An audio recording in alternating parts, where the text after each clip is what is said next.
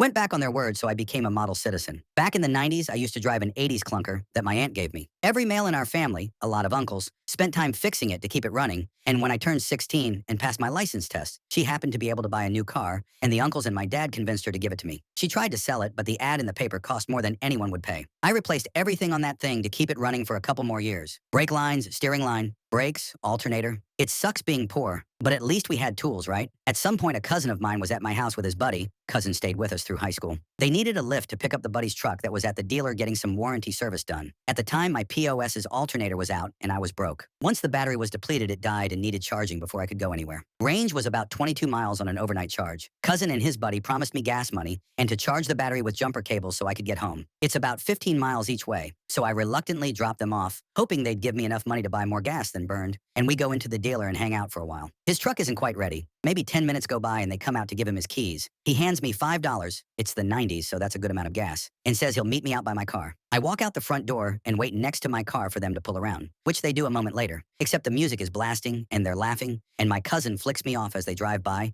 and screech the tires and they leave me in the dust. I know for a fact my battery does not have the charge to get home. Had it down to a science, really. It's pre-cell phone times, so I walk to the service desk and tell them my predicament. Can someone pull my battery and put it on a charger for 20 minutes or so? Or just give me a jump for 20 minutes? Nope, they don't do that. Sucks to be you. I borrow the phone and call every number I know, which is a lot because in the 90s, you memorized phone numbers. Eventually, I get a hold of someone who is willing and able to come by and help me out in a few hours. So I sit in service lobby for a couple hours until a family friend drops by and gives me a jump and donates $20 to my alternator fund, which was very nice of him. But I'm pissed, fuming the entire time at my jerk cousin and his buddy. The thing about them is they both had a job at his buddy's dad's warehouse. Well, they were always goofing off, not sober, and playing my N64 at our place pretty much all the time when my parents weren't home, which was all the time. That N64 was really the only thing I owned, and I had all afternoon to play it with the house empty. But no, I'm stuck at the dealer. When I got home, the first thing I did was I dug out some old cables and made a dummy AV cable for the N64 so that it would only work when I wanted to play it. I hid the normal cable in my room. No more video games for them. They were pretty angry that they couldn't play Bond all day messing around. But a bad cable is a bad cable.